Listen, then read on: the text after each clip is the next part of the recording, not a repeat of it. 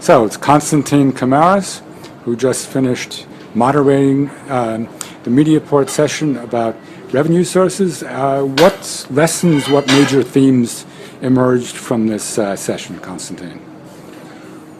Well, you know, there's this cliche really about newspaper publishers being a bit slow to respond to change, or being somewhat sclerotic in adapting to a new business environment. And one could argue that historically there was an element of truth in this cliche, as it happens with cliches.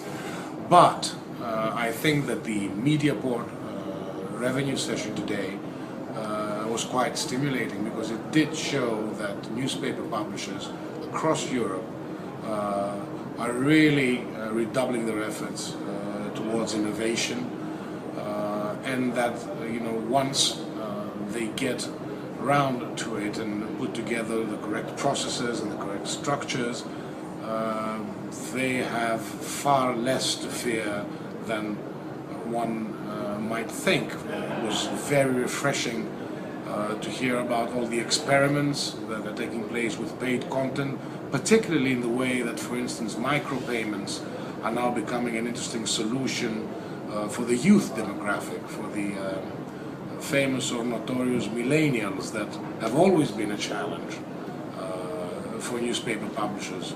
It was very interesting to see the Johnson Press presentation about offering self-serve service to advertisers and thereby increasing the foothold in the job market. It was very interesting to hear from regional media in Austria how they're restructuring their business around mobile.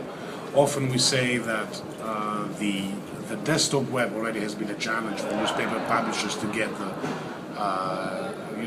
their heads round to it. Apparently not.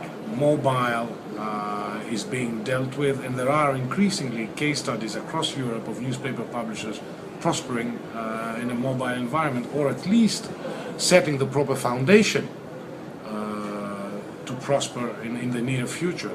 And finally, I was very much impressed as well with the Telegraph media group and their approach to programmatic advertising. Very aggressive approach, very open-minded, very ambitious, but it appears to be paying off. Not only that, but they're offering now their services as partners to newspaper publishers across the continent, and that was very, very stimulating to see. Generally speaking, a very upbeat feeling. The newspaper industry is here to stay in whatever form.